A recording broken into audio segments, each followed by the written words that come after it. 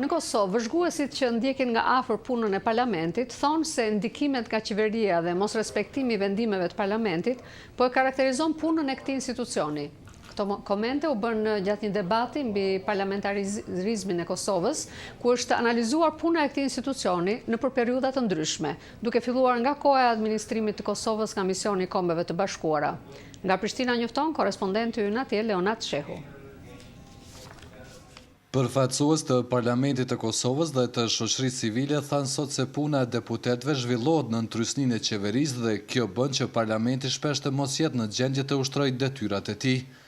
Në një debat mbi parlamentarizmin në Kosovë të organizuar nga Forumi 2015, u publikua dhe një raport i Institutit Demokratik të Kosovës që vëzhgon punën e Parlamentit.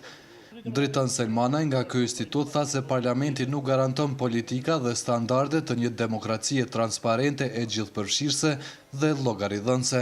Me një kontroll sipërfaqësor parlamentar, me një proces ligjbërës pa konsultimet nevojshme me publikun, me një transparencë gjysmake dhe me një rol jo dhe aq përfaqësues të interesave të njerëzve që kanë votuar, Kuvendi i Kosovës edhe më tutje po dëshmon se ka deficit kulturës politike dhe parlamentare në kryerjen e obligimeve dhe mandatit të kushtetues që ka.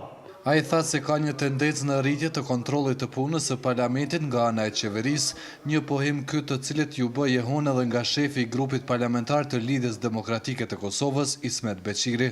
Problemi më i madh në këtë legjislaturë, veçmas, është diktimi ose tentimi në çdo mënyrë që agjenda e qeverisë e mira apo e keqe, pikat e caktuara, projektligjet e caktuara, të mira apo të këqija, dëmshme apo të mira për të mirën e vendit, të kalojnë. Dhe këtë e kemi pa.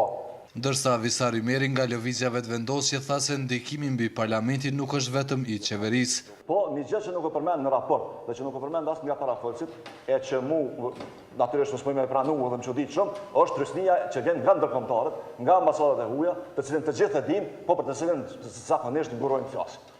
E nuk e di pse. Pra duhet flasim për atë sepse ajo është prezente. Ta mohojmë sot, pra cilëmi sikur nuk ekziston kjo. Pra sikur çdo gjë që ndodh këtu është vetëm problemi jonë dhe vetëm faji jonë. Ndërkohë që ja hapim derën kësaj trysnie sa që kërkohet, atëherë mendoj që edhe këtu mungon një lloj sinqeriteti, madje lëvizim drejt një skizofrenie politike. Ndikimet mbi parlamentin u tha se ishin më të theksuara në miratimin e ligjeve dhe marrëveshjeve që kanë të bëjnë me çështje të rëndësishme politike që kishin të bënin me negociatat mbi statusin e Kosovës dhe më pastaj të bisedimeve për normalizimin e marrëdhënieve me Serbinë. Xhavet Haliti nga Partia Demokratike e Kosovës në pushtet tha se ndikimet janë lidhur me interesat politike të Kosovës.